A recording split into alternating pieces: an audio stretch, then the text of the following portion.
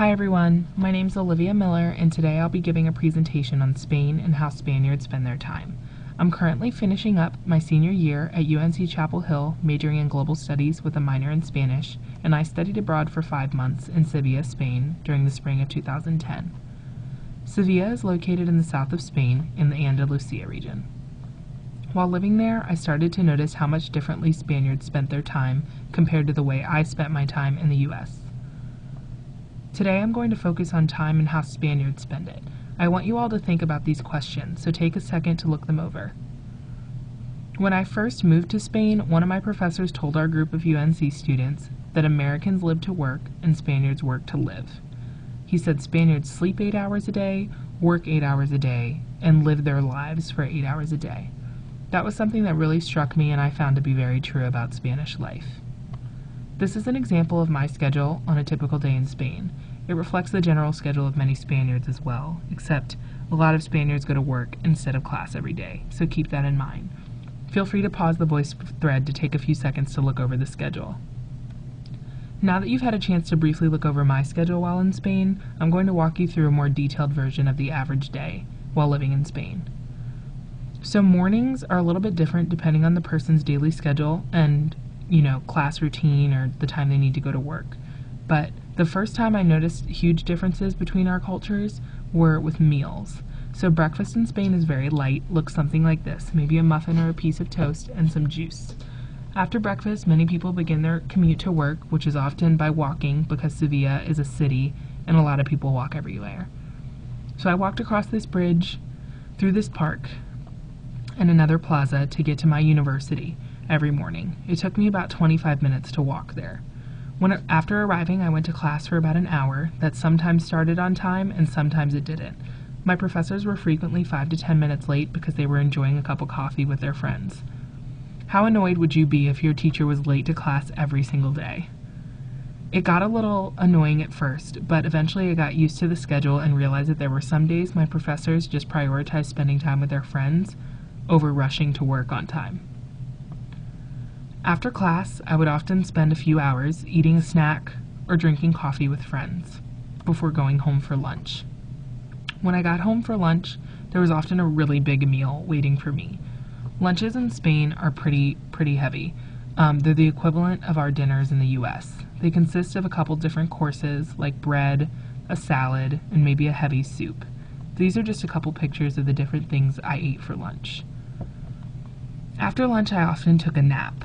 Siesta is a pretty popular thing in Spain where the whole city of Sevilla shuts down from about 2 p.m. to 4:30 p.m. So Spaniards essentially take a break from their day, go home, they leave school, they get off of work, and spend time with their families. After siesta, everybody returns back to work and school for the last few hours before getting off in the evening. Evenings in Spain are spent a lot of the time relaxing with friends and enjoying themselves and having fun. Spaniards will go out for tapas, which are smaller appetizer portions of food that you can get at local bars, and they look a little bit like this. Depending on the season, Spaniards might go out for a soccer game and enjoy it with their friends, or in the springtime, they may go watch a bullfight on the weekends, or attend Feria de Abril, which is April Fair, a week-long festival. And this is a picture of me with some friends at Feria in 2010. After a night out, many Spaniards will go home for dinner at about 9:30 or 10 o'clock, which seems pretty late because we eat around 5, 6, maybe 7 in the US, but 9:30 and 10 p.m. is pretty normal for Spaniards. This is a picture of tortilla de patata, which is basically a potato omelet and a really popular dish in Spain. This is a popular dish that a lot of you may recognize called paella, which is another popular dish seen all over the country in Spain, but specifically in Andalusia as well. So here's this quote again. Americans live to work and Spaniards work to live. So what do you think about this quote? Have your opinions changed after looking over the presentation? Now that you've started to think a little bit more about time and the way Spaniards spend it, we start to notice some differences. There are many things we can attribute to Spanish culture, however there are a number of things that still vary by person. For example, as you can see here, meals, siesta, the commute to work or school, and the nightlife are definitely cultural things. However, flexibility with that 888 rule vary from person to person. Some people study more, some people spend more nights out, some people spend different time doing different things. So keep that in mind, that you can't always attribute cultural factors to every single person in a country.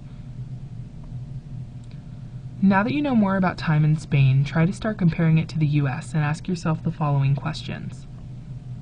How do our daily schedules affect our culture? Does the way we organize our time say something about our culture? And are we living too fast, or are the Spaniards living too slowly? Thanks again for taking the time to view this presentation, and I hope you all enjoyed it and start to think more about time and how people spend it. Teachers, if you have a chance and would like to start a class discussion, please complete this activity with your class. Have everyone write down their typical daily schedule. List the top 3 things you spend the most time doing, and then compare it to Spain and ask yourself the following questions. Then take a second to look at some pros and cons of the way Americans spend time versus the way Spaniards spend time.